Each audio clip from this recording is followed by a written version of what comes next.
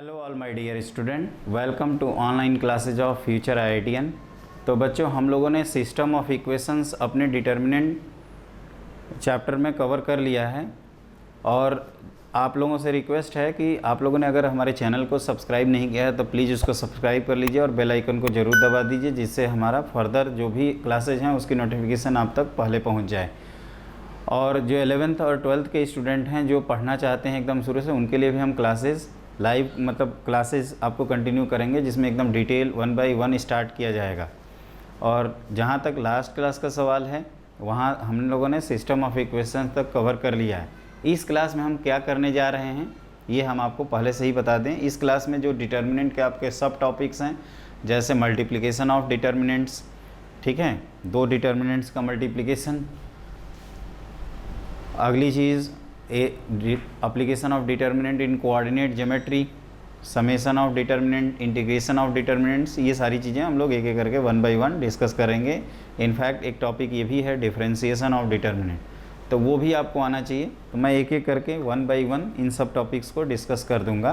तो आप देखिए, अगर दो डिटर्मिनेंट को मल्टीप्लाई करना है तो उसकी पहली कंडीशन ये है, देखो अगर नंबर वाइज चलोगे कि पहले डिटर्मिनेंट का वैल्यू 5 है, दूसरे का 10 है, तो ऑर्डर इनके जो भी हों हम 5 10 जा 50 तो कर ही देंगे।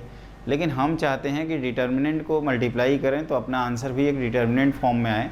उसके लिए नेसेसरी कंडीशन ये है कि आपका जो डिटर्मिनेंट है, ठीक है, आपका जो डिटर्मिनेंट है उसकी जो वैल्यू है, मैं ये कह रहा था कि अगर डिटर्मिनेंट को आप मल्टीप्लाई करना चाहते हैं तो उसकी नेसेसरी कंडीशन ये है कि आपका ये जो डिटर्मिनेंट है वो सेम ऑर्डर का हो जाए। कुछ बच्चे जैसे कमेंट करते हैं कि सर आप नीचे क्यों देखते हैं, तो भाई हम माइक देखते रहते हैं कि माइक ऑन है ना।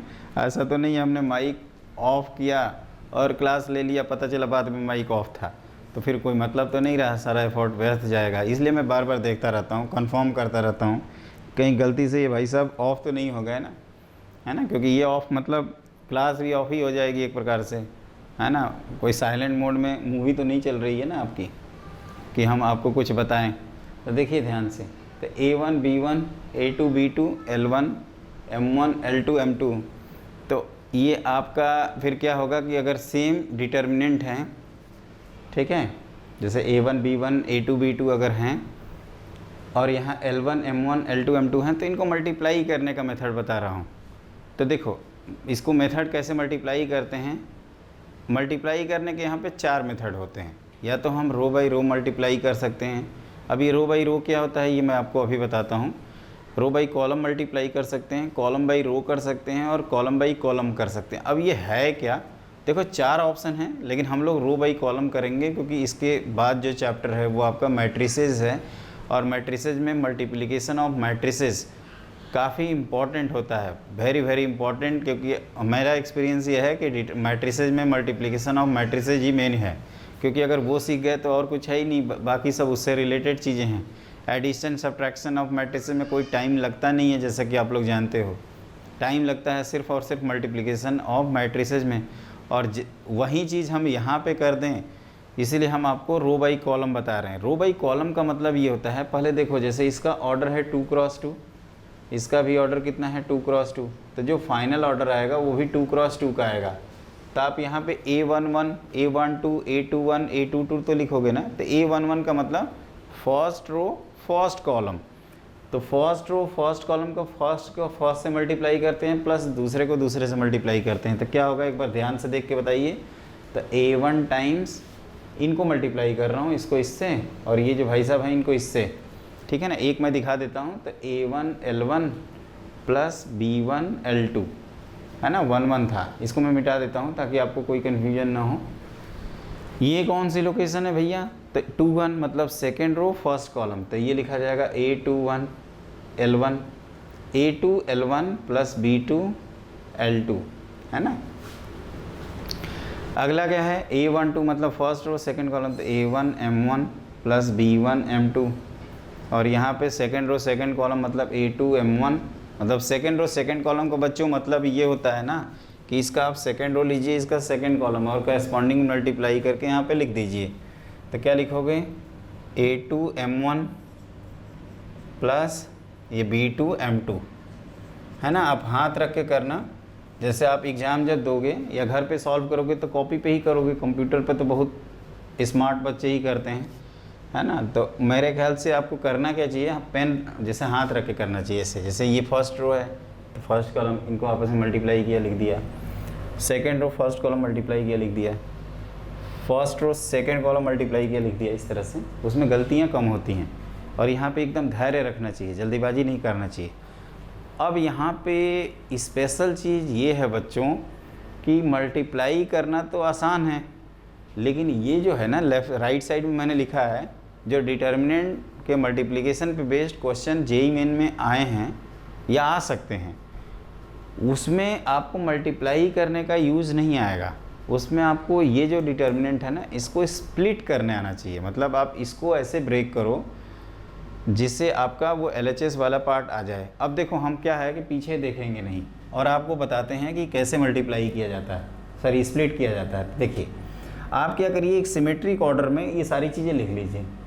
लिख लिया आपने, फिर आप ये देखो कि ये अगर 2 क्रॉस 2 का डिटर्मिनेंट है तो प्रोडक्ट ऑफ 2 डिटर्मिनेंट्स में ब्रेक होगा, ये भी लिख दिया हमने। ध्यान से समझना है इस चीज़ को, और इसका पहला ही स्टेप मेन है। तो ये आप देखोगे तो L1 L2 L1 L2 M1 M2 M1 M2 मतलब एक सिमेट्रिक पैटर्न में है, A1 B1 A2 B2 A1 B1 A2 B2, है ना। तो ये जो है ये A11 लोकेशन होती है ये वाली, तो ये आती है फर्स्ट रो फर्स्ट कॉलम से। तो इतना देख के आपको समझ में आ जाएगा कि एक जगह आपका क्या है AB है और दूसरी जगह LM है। मतलब एक डिटर्मिनेंट में हम लोग AB लिखना चाहेंगे और दूसरे में LM। अगर नहीं लिख पाएंगे तो मिक्सिंग करेंगे, लेकिन यहाँ पे हो जाएगा। तो ये जैसे A1 लिखा ना, तो यहाँ पे आप A1 लिख दीजिए। और ये भाई साहब इसके पहले कॉलम फर्स्ट रो A11 से मल्टीप्लाई हुए होंगे, तो ये L1 है तो यहाँ L1 लिख दिया। फिर ये B1 तो यहाँ B1 लिखा हमने, फिर यहाँ L2 तो वो यहाँ आएगा, क्योंकि हम आपको रो बाई कॉलम बता रहे हैं। अब देखो क्या होता है ना कि ये स्टार्टिंग स्टेप है, आप इसी तरह से छोड़ दीजिए, है ना, ताकि आपको ये हमेशा पता चले कि कैसे हम मल्टीप्लाई करके लिख रहे हैं। मुझे पता है ये देखने में थोड़ा कॉपी में और लगेगा, ऐसे लगेगा कि भाई साहब को लिखना चाहिए था, ये अपने मस्ती में गाए जा रहे हैं। लेकिन देखो एक होता है स्ट्राइक पॉइंट, इतना लिख के छोड़ दोगे ना तो आपको ये पता चल जाएगा कि हमें पहला स्टेप क्या लिखना था। उसी को मैं कॉपी कर देता हूँ, मेरा काम है आपको समझाना। मैं इतना करना चाहता हूँ कि आप आराम से क्लास अटेंड करने के बाद डिटर्मिनेंट का जो भी क्वेश्चन आप करें वो आपसे हो जाए और आप 100% उसमें एफिशिएंट बन जाए और हमारा और आपका सिलेक्शन हो जाए। उससे अच्छी बात क्या हो सकती है हमारे लिए। तो ये A1 L1 मैं वहीं कॉपी किया हूँ। अब क्या बता रहे थे कि देखो यहाँ का एलिमेंट अभी मिसिंग है, तो ये कैसे लिखेंगे, इसको पकड़ेंगे। ये कौन है, 2 1 मतलब सेकेंड रो फर्स्ट कॉलम तो ऑलरेडी कॉपी है यहाँ पे, तो कहोगे कि अब 2 1 पकड़ा जाए। तो यहाँ L1 है, A2 लगा हुआ है तो यहाँ A2 लगा दिया। यहाँ L2 है, इसके साथ B2 भाई साहब प्रेजेंट है तो B2, ये तो फुलफिल हो गए। अभी इन दोनों के वेरिफिकेशन बाकी हैं। तो ये लोकेशन कौन सी थी, 1 2 1 2 का मतलब first row second column. First row तो ऑलरेडी लिख दिया आपने। तो A1 के साथ कौन है, M1, और इस B1 के साथ कौन है, M2। ठीक है, तो हमने इन तीनों को तो चेक कर लिया। अब ये भाई साहब को वो कंफर्म भी करना है। तो A2 M1 B2 M2 सही लिखें। तो आप एक बार क्रॉस चेक भी कर लीजिएगा। कभी कभी क्या होता है ना, जल्दीबाजी में चीज़ें गलत हो जाती हैं। जैसे 3 आप यहाँ कोई जल्दीबाजी में कुछ और एलिमेंट्स लिख दोगे और वो पता लगा सेटिस्फाई करेगा ही नहीं, तो कहते हैं ना गई भैंस पानी में, पूरा मेहनत किए गई। तो वो नहीं करना है, आपको इत्मीनान से कैलकुलेशन करते रहना है। और एक चीज़ उससे भी ज़्यादा इम्पॉर्टेंट ये है कि जो मैं आपको 2 क्रॉस 2 के लिए ये सब करा रहा हूँ ना, similarly we can multiply 2 determinants of order 3। तो ये स्प्लिट जो करना बताया, इसको ध्यान रखना है। इसमें एडवांटेज हमें तब मिलता है जब आपका ये सिमेट्रिक टाइप का लिखा हो, मतलब एक पैटर्न में लिखा हो, जैसे A1 A1 A1 इस तरह से, है ना। तो ये आप ध्यान रखिएगा। आप एक चीज़ नोट करके आप यहाँ पे लिख लो कॉपी में, similarly we can multiply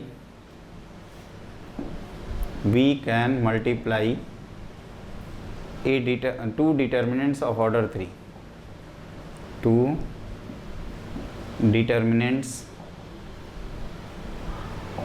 of order 3 लिख लिया आपने। अब चलिए आगे बढ़ते हैं, ठीक है ना। तो अब 3x3 का देखते हैं क्या होता है, और एक क्वेश्चन हम आपको कराएंगे।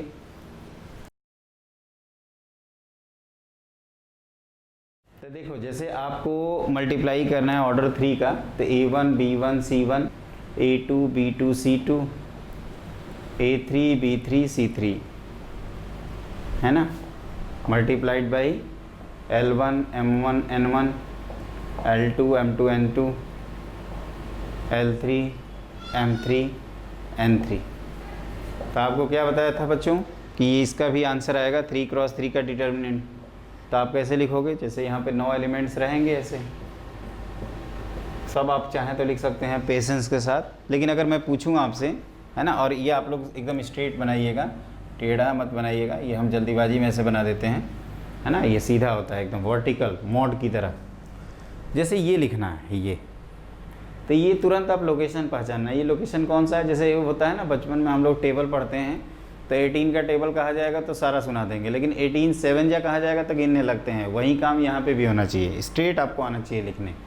क्योंकि स्ट्रेट इसलिए बताता हूँ ना, क्योंकि जेई मेन और एडवांस में ऐसे काफ़ी क्वेश्चन आते हैं जिसमें आपको सिर्फ एक स्टेप से आंसर करना होता है, तो वो डायरेक्ट भी आना चाहिए आपको। जैसे एडवांस 2019 में भी क्वेश्चन आया हुआ है जिसमें अगर आपको कंसेप्ट क्लियर है, ये जो मैं बता रहा हूँ कि डायरेक्ट कैसे लिखा जाता है, तो वो आपसे क्वेश्चन बहुत आसानी से भी हो जाएगा, ठीक है। जैसे ये कौन सी लोकेशन है, तुरंत पढ़ ला 3 2, मतलब थर्ड रो सेकंड कॉलम। तो थर्ड रो कौन है, तो A3, यहाँ पे M1, फिर B3 M2 और C3 M3। इस तरह से आप सारे नंबर्स लिख सकते हैं ना। क्या बोला मैंने, सारे नंबर्स लिख सकते हैं। और स्प्लिट करने का सेम मेथड है जो मैंने ऑर्डर 2 के लिए बताया था। अगर मैं पूछूं कि यहाँ पे क्या लिखा रहेगा, तो आप कहोगे फर्स्ट रो फर्स्ट कॉलम, तो A1 L1 और B1 L2 फिर C1 L3। ये डिटर्मिनेंट का मल्टीप्लिकेशन एक तो अपने एग्जाम में है इसलिए इम्पॉर्टेंट है, और आगे हम लोग वेक्टर 3D पढ़ेंगे तो उसमें भी आप देखोगे कि जब स्केलर ट्रिपल प्रोडक्ट पढ़ रहे होंगे तो ये वेरी वेरी इंपॉर्टेंट हो जाता है, ये बहुत ही इम्पॉर्टेंट हो जाता है। क्योंकि जेई एडवांस में कई बार ऐसे क्वेश्चंस आते हैं जिसमें आपको डिटर्मिनेंट का मल्टीप्लिकेशन आना चाहिए। फॉर एग्जांपल जेई 2007 या 8 में क्वेश्चन आया है, और एक जेई 2014 में आया हुआ है, जिसमें उस 14 वाले में तो अगर नहीं भी जानते हैं तो वो ऐसा क्वेश्चन पूछा था उन्होंने रेशियो कि आपका सॉल्व हो जाएगा, लेकिन आपको जानना चाहिए कुल मिला के। तो ये हो गया, है ना। और यहाँ पे हम रो बाई कॉलम आपको मल्टीप्लिकेशन बता रहे हैं, क्योंकि मैट्रिक्स में आपका यही मल्टीप्लिकेशन होता है और बाकी नहीं कर पाते, क्योंकि matrix is rectangular arrangement of numbers, जिसको अरे कहते हैं हम लोग। और बस यही वजह है कि हमने रो और कॉलम का मल्टीप्लिकेशन किया, ताकि मैं वहाँ जब मल्टीप्लिकेशन ऑफ मैट्रिसेस सिखाऊँ तो आपको कोई प्रॉब्लम ना हो, ठीक है।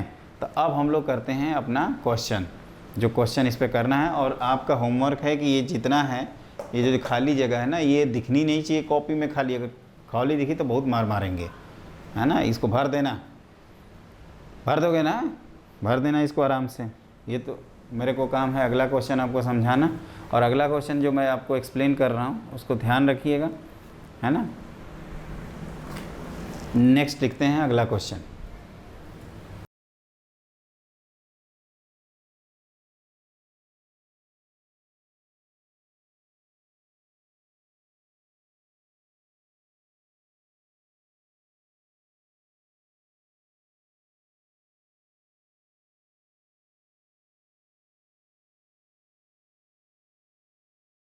तो देखो जो नेक्स्ट क्वेश्चन है वो मैंने लिख दिया है, आप इसको प्लीज़ नोट कर लीजिए।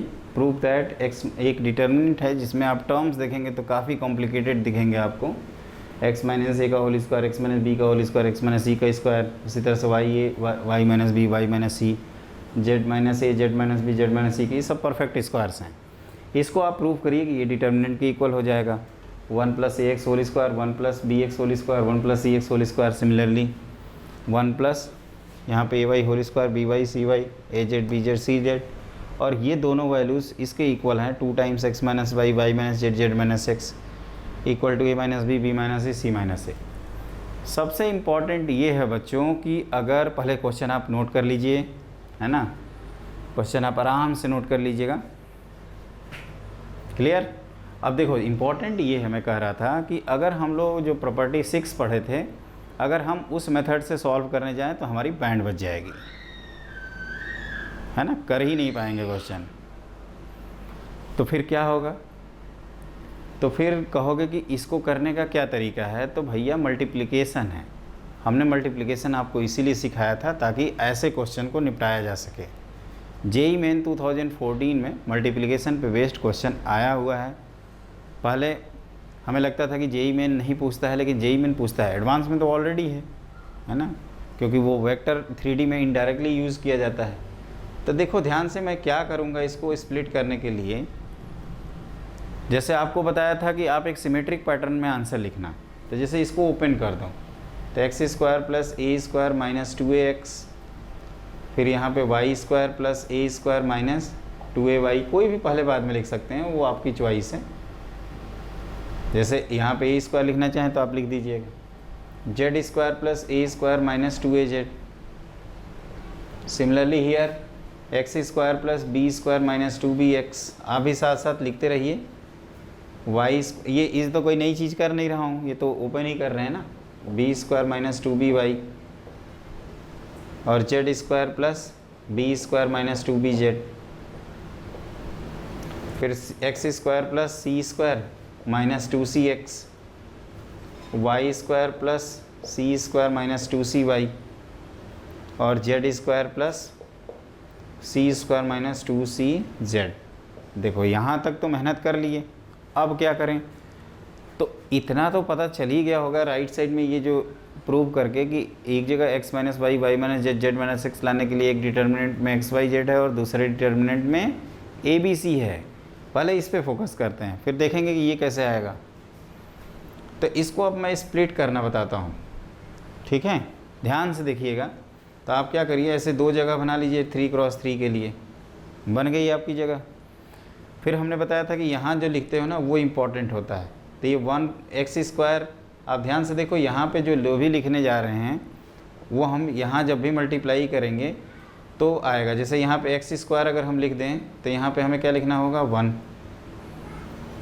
है ना, ताकि ये x² और 1 मल्टीप्लाई होकर x² बन जाए। और यहाँ पे अगर 1 लिख दें तो यहाँ पे क्या लिखना होगा, a², और -2x अगर मैं यहाँ लिख दूँ तो यहाँ के लिखना होगा a, ठीक है। उसी तरह से हमने क्या बताया था कि जब ये मिल जाए तो इसकी हेल्प से सेकेंड और थर्ड रो फिल करना चाहिए। तो ये आप ध्यान से देखो, तो y² × 1, तो यहाँ आप सिमिलरली आप समझ जाओगे कि ये y² 1, ये -2y और ये z² 1 - 2z आएगा। आप कंफर्म भी कर सकते हैं। फिर हमने बताया था कि इसको चेक करके यहाँ सेकंड वाला जो कॉलम है उसको फिलअप कर दिए जाते हैं। तो ये लोकेशन होती है 1 2, मतलब फर्स्ट और सेकंड कॉलम। तो x² ऑलरेडी है, तो यहाँ हमें क्या चाहिए, 1। अब ये b² देखते हुए यहाँ b² और यहाँ b और यहाँ 1 c² c, ठीक है। यहाँ तक तो कंसेप्ट क्लियर ही हो रहा होगा आपको। अब देखो इसके बाद की कहानी क्या है। इसके बाद की कहानी ये है बच्चों की, जैसे अगर मान लीजिए कि हम इन दोनों को सिर्फ एक्सचेंज करते हैं, ध्यान से सुनिएगा, तो एक माइनस साइन आएगा, उस माइनस से इसको प्लस कर देंगे और यहाँ दो एक्सचेंज मार देते हैं, ठीक है। तो और 2 को बाहर भी कर लेते हैं, तो 2 गया बाहर। फिर हमने कहा कि दो एक्सचेंज करेंगे। ध्यान से देखना, ध्यान से देखना, सो मत जाना, जागते रहो। तो x² y² sorry x y z और यहाँ x² y² z², फिर मल्टीप्लाइड बाई ये 1 1 1 a b c a² b² c²। तो क्या आ जाएगा, आप देखोगे तो ये आ जाएगा आपका। इसका ये वैल्यू याद करवाया था ना, x - y y - z z - x, और इसका 1 - a - b b - c c - a। तो ये दोनों का multiplication multiplied by 2 times. Answer दिखा, आंसर दिखा कि नहीं, दिख गया, चलिए अच्छी बात है। तो ये हो गया मल्टीप्लाई, ठीक है। तो यहाँ पे जो लिखा हूँ ना, स्प्लिट जो किया हूँ, ये इंपॉर्टेंट है और इसी तरह के आपके हर क्वेश्चन को करना है। अगली चीज़ क्या होती है इसमें कि अब सवाल ये उठता है कि इन दोनों को मल्टीप्लाई करके हमें यहाँ पहुँचना है।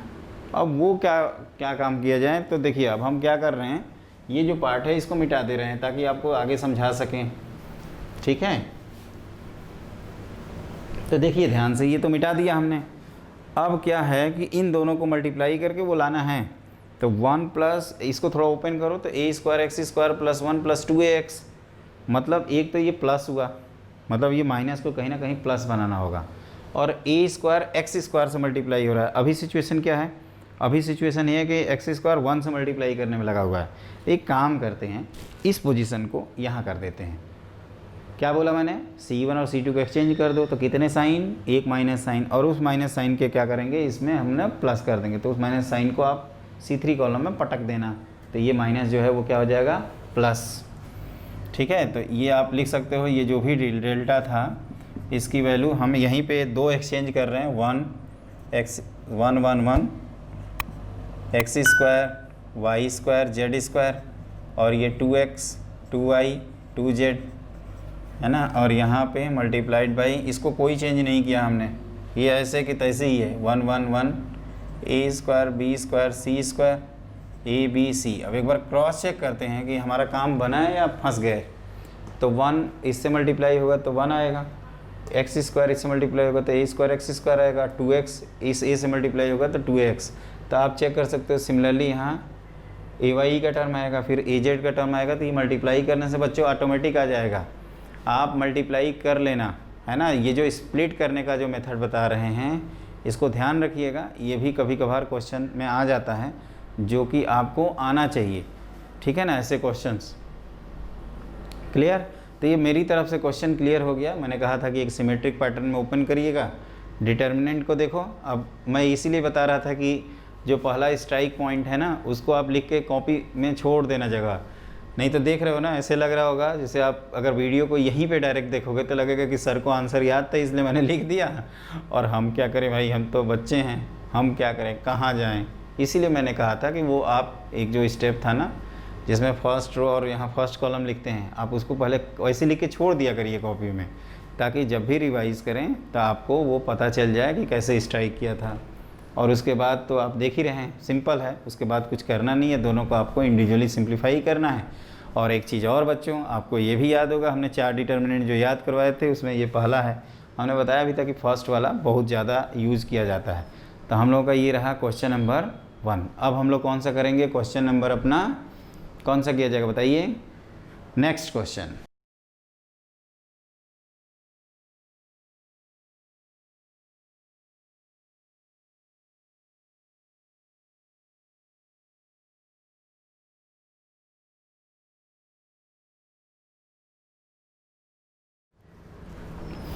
ये क्वेश्चन है आपका बच्चों की, let alpha beta are roots of the quadratic equation a x square plus b x plus c equal to 0। अब चाहें तो ये भी लिख सकते हैं ए नॉन जीरो, और एक एस एन टर्म है alpha to the power n plus beta to the power n, और आपको एक डिटर्मिनेंट है इसकी वैल्यू बतानी है। ये क्वेश्चन ऑलरेडी जेईई मेन 2014 में आ चुका है ना। ये अगर सब्जेक्टिव नहीं आया था, इसका ऑब्जेक्टिव वर्जन आया था, वो कैसे आया था वो हम आपको बता देंगे।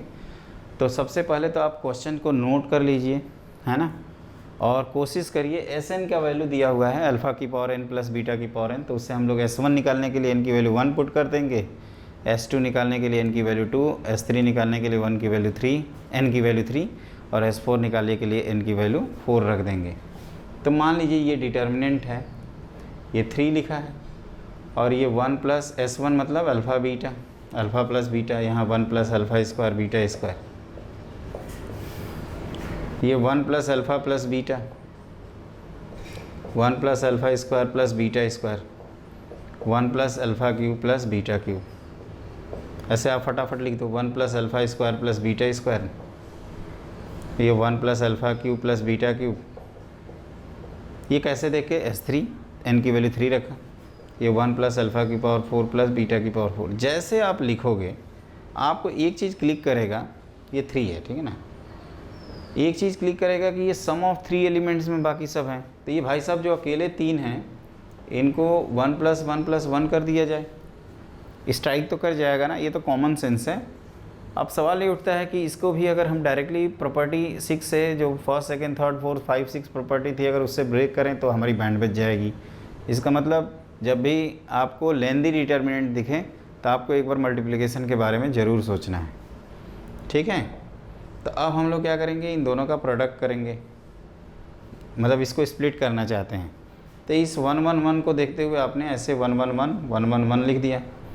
फिर क्या बताया था कि आप ये लोकेशन फिलअप करना है इसको देखते हुए, तो ये 1 प्लस अल्फ़ा प्लस बीटा है, तो ये ऑलरेडी आप कहोगे कि ये 1 सर अल्फ़ा यहाँ बीटा, ये 1 अल्फ़ा स्क्वायर बीटा स्क्वायर, फिर इसको देख के ये फिलअप कर दोगे, फिर 1 अल्फ़ा स्क्वायर बीटा स्क्वायर। तब ध्यान से देखो ये दोनों सेम ही निकले, और इनकी वैल्यू हम लोग को क्या पता था, अगर ये ऐसे होता 111 a b c a square b square c square जो कि यहाँ लिखा है, तो क्या लिखते हैं a minus b minus c और सी माइनस ए, कहाँ होल स्क्वायर। जेई मेन 2014 में जो क्वेश्चन आया था यहाँ पे वो क्या किया था, के लगा दिया था इसके बाद सीधे यहाँ के लगाया था और पूछ रहा था के की वैल्यू बताओ। तो उसमें क्या करना है आपको, आप अल्फ़ा की वैल्यू 0, बीटा की वैल्यू 1, गामा की वैल्यू कोई भी असाइन करके भी कर सकते हैं, या सीधे सीधे के की वैल्यू 1 आप लिख सकते हैं। तो यहाँ तक हो गया क्वेश्चन, आई होप सब लोगों ने नोट कर लिया होगा। तो देखिए अब क्या है, तो हमें अल्फ़ा बीटा एक क्वाड्रेटिक के रूट्स गिवन हैं और हमें ए बी सी के टर्म्स में आंसर चाहिए, तो इसको हम लोग इस तरह से मल्टीप्लाई कर सकते हैं, अल्फ़ा माइनस बीटा का होल स्क्वायर। और इसको ध्यान से देखो तो ये है 1 minus alpha plus beta plus alpha beta, है ना। एक चीज़ ध्यान रखिएगा, हम डायरेक्टली लिखे हैं, अगर आप उस तरह से लिखना चाहें तो ये माइनस अल्फ़ा माइनस ये 1 ये ऐसे हो जाएगा आपका विथ नेगेटिव साइन। अगर एक्चुअली लिखना हो तो ये क्या हो जाएगा 1 बीटा प्लस अल्फ़ा, मतलब alpha plus beta minus alpha beta और माइनस 1। तो हमने एक नेगेटिव साइन के साथ लिखा था, उससे कोई फ़र्क नहीं पड़ेगा। And this is alpha plus beta whole square minus 4 alpha beta, और ये माइनस बी बाई ए, चाहे तो आप अभी लिख दीजिए, और ये minus c by a minus 1, और ये कितना होता है b square minus 4ac whole divided by a square, है ना, एलसीएम लेते हुए लिख रहा हूँ। और यहाँ पे a plus b plus c by a का whole square, minus sign square करते समय कैंसिल आउट हो गया। तो ये रहा आपका फाइनल आंसर, है ना। तो ये आपको ध्यान रखना है, ये जो स्प्लिट हमने कराया है, इस क्लास का जो ऑब्जेक्टिव है वो ये कि डिटर्मिनेंट को आपको स्प्लिट करने आना चाहिए बच्चों। मेरे ख्याल से ये सबको क्लियर हो गया। तो आप सब एंजॉय कर रहे होंगे मैथमेटिक्स को। अब हम लोग आगे बढ़ते हैं, ठीक है। तो अगर किसी को नहीं समझ में आया तो मैंने क्या किया है एक बार फिर से बता देता हूँ। 1 1 1 ये पूरा इसमें तो लिख ही लिए होगी। उसके बाद क्या करना है ना बच्चों, स्प्लिट करना है। अगेन किसी को अगर स्प्लिट करने में दिक्कत होती है तो आज की ये जो क्लास है इसको आप स्टार्टिंग से देखिए, फिर से 2 बार देखने में कोई हर्ज नहीं है। अगर हम 2 बार देखते हैं और हमारा कंसेप्ट क्लियर हो जाता है, हमसे क्वेश्चन बनने लगते हैं, तो उससे अच्छी बात और कुछ नहीं हो सकती, ठीक है। ओके, तो आगे बढ़ा जाए।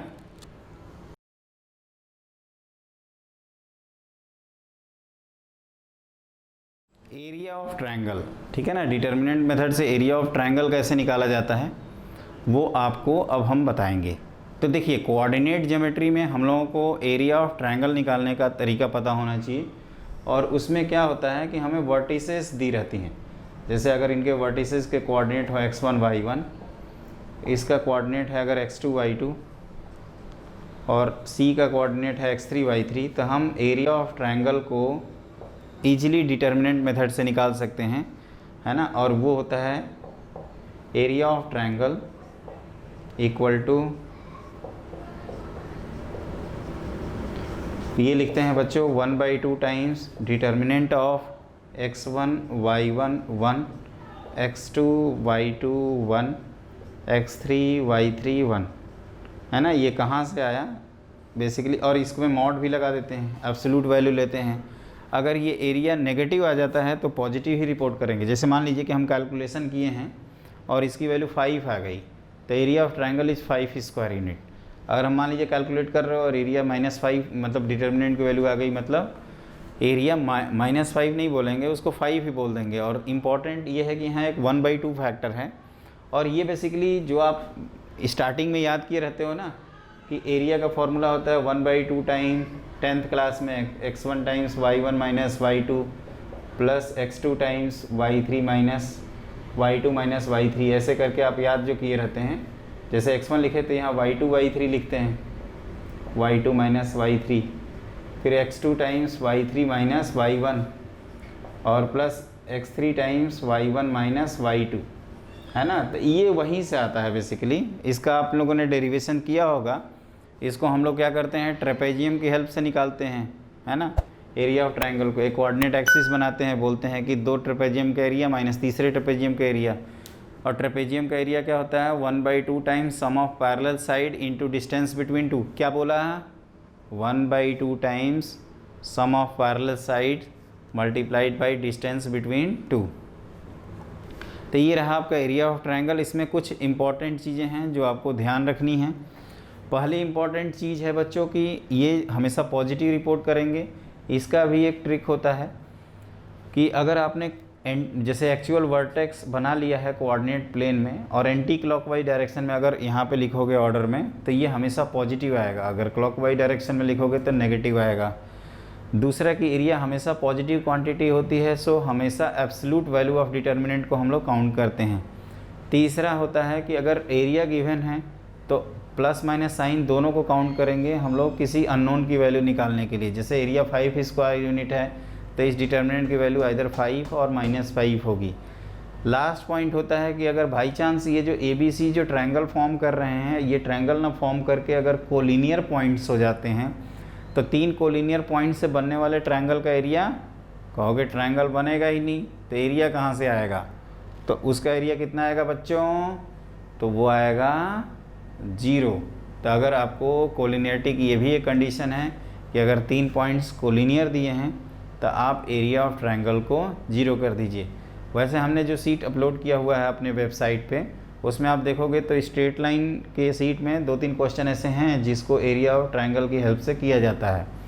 ठीक है, तो आप वो वेबसाइट को ज़रूर देखिए www.futureiitn.com। उसमें हमने सारे सीट अपलोड कर रखी हैं। उन सीट को अगर कर लेते हैं तो मेरी गारंटी है कि आपका JEE मेन में 90% से ज़्यादा स्कोर आएगा। लेकिन वो सीट करने के लिए हमारी जो क्लास है उसको देखना ज़रूरी है। ठीक है, वो सारी चीज़ हम डिस्कस कर देंगे आपका एक एक करके 1 by 1। उसके लिए थोड़ा सा आपको पेशेंस रखना होगा। तो देखिए हम क्या बता रहे थे कि एरिया ऑफ ट्रायंगल ख़त्म, यही है area of triangle. 1/2 times x1 y1 1, x2 y2 1, x3 y3 1, और area is always positive quantity, so we take absolute value of determinant. If area is given then take plus and minus sign of the determinant for further calculation. और तीसरा point, area of triangle, area of triangle form by 3 collinear points is equal to 0। तो देखिए बच्चों, हमने जो main part था उसको यहाँ पे कवर कर दिया। अब जहाँ तक 2-3 चीज़ें हैं, जैसे आपका डिफरेंशिएशन एक है, तो वो हम आपको जब डिफरेंशिएशन पढ़ाएंगे तो मुझे याद रहेगा, उस समय बता दूंगा मैं आपको डिफरेंशिएशन ऑफ डिटर्मिनेंट कैसे किया जाता है। फिर एक आपका इंटीग्रेशन ऑफ डिटर्मिनेंट, जो कि इंटीग्रेशन वाले सेक्शन में हम लोग कर लेंगे। और अगला होता है इसमें लास्ट समेशन ऑफ डिटर्मिनेंट्स, तो वो भी हम लोग फर्दर जब डिफरेंशिएशन ऑफ डिटर्मिनेंट्स करेंगे तो समेशन ऑफ डिटर्मिनेंट्स भी कर सकते हैं। Summation of determinants basically summation property से रिलेटेड है, तो अभी उसकी कोई JEE मेन में नीड नहीं है ना। आप जितना हमने बताया है आपको एरिया ऑफ ट्रायंगल, अगर आप मान लीजिए कि इस पर कोई एग्जांपल करना चाहें तो आप एक क्वेश्चन लिख सकते हैं कि एक आपको ट्रायंगल का एरिया निकालना है जिसमें ये वर्टिसेस हैं 1,2 और यहाँ है 2,5 और ये है आपका 8,-1। ठीक है, तो ये एरिया ऑफ ट्रायंगल कैसे लिखोगे, 1/2 टाइम्स है ना 1 2 1 2 5 1 और 8 -1 1, है ना।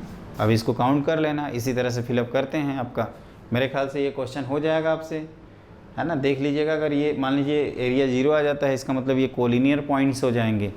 तो बच्चों अभी तक हम लोगों ने जो इम्पोर्टेंट पार्ट था वो हमने डिस्कस कर दिए। एक बार स्टार्टिंग से रिवाइज कराना चाहें तो देखिए क्या क्या अभी तक हम लोगों ने डिटर्मिनेंट में पढ़ लिया। बेसिक डेफिनेशन ऑफ डिटर्मिनेंट्स पहला पॉइंट, प्रॉपर्टीज ऑफ डिटर्मिनेंट दूसरा पॉइंट, आपको एक क्वेश्चन सॉल्व करना है। जो 12th के बच्चे हैं, जो अभी 12th में गए हैं, जिनको 2021 में आपका मतलब 2021 में आपका 12th देना है, वो लोग NCERT को ज़रूर सॉल्व कर लीजिएगा उसके सारे क्वेश्चंस को। और जो हमारे JEE 2020 वाले बच्चे हैं वो आप असाइनमेंट सॉल्व करिएगा। डिटर्मिनेंट और मैट्रिसेस का असाइनमेंट हम लोगों ने वेबसाइट पे मैंने ऑलरेडी अपलोड कर रखा है, आप उसको सॉल्व कर सकते हैं। आपके पास जो भी मटेरियल है आप उसको सॉल्व कर सकते हैं। अगली चीज़ क्या है कि प्रॉपर्टीज ऑफ डिटर्मिनेंट के बाद हम लोगों ने क्या किया था, क्वेश्चंस के बाद सिस्टम ऑफ इक्वेशंस, जो कि हमने बताया था जेईई मेन के लिए बहुत ज़्यादा ही इंपॉर्टेंट है। और last multiplication of determinants and area of triangle, ये भी आपका जेईई मेन के पॉइंट ऑफ व्यू से, इनफैक्ट एरिया ऑफ ट्रायंगल को तो हम लोग कोऑर्डिनेट ज्योमेट्री में बहुत ही ज़्यादा यूज़ करते हैं, जैसे parabola, ellipse, hyperbola, straight line, कहीं भी ये आ सकता है। और वेक्टर 3D में भी यूज़ होगा आपका डिटर्मिनेंट एंड मैट्रिसेस, ठीक है ना। तो इस चैप्टर को, और ये बहुत इजी टॉपिक है, आपको थोड़ा कॉपी आप लोगों की भर गई होगी क्योंकि बड़े बड़े डब्बे बनाने होंगे कॉपी पे। लेकिन हाँ, एक चीज़ मैं बता दूँ, ये स्कोरिंग सेक्शन है, आप इसको अच्छे से रिवाइज़ कर लेना, छोड़ना मत, ठीक है। अब इसके बाद की जो क्लास होगी वो आपकी मैट्रिसेस की होगी, और हम कोशिश करेंगे कि आपके एनटीए का पेपर डिस्कस करते जाएं। एक से मैंने देखा 1 to 34 एनटीए का पेपर है, तो मैं 1 by 1 डिस्कस कर दूंगा, उससे आपका फुल सिलेबस भी चलता रहेगा और इधर आपका थ्योरी भी रिवाइज होता रहेगा। तो एनटीए का पेपर का नोटिफिकेशन आपके पास जाए, इसके लिए बच्चों क्या करोगे, मेरे चैनल को सब्सक्राइब कर देना। जब हम आपके लिए इतनी मेहनत कर रहे हैं तो इतना तो फ़र्ज़ बनता है ना कि आप खुद और अपने दोस्तों से सब्सक्राइब करवाइए और ज़्यादा से ज़्यादा बच्चों को जोड़िए। यही हमारा मेन ऑब्जेक्टिव है कि जो बच्चे हैं वो जो सिलेक्शन चाहते हैं वो ज़्यादा से ज़्यादा जुड़ें और उनका सिलेक्शन हो जाए और एक अच्छा कॉलेज मिल जाए। ठीक है बच्चों, तो आज की क्लास के लिए बस इतना ही। Thank you.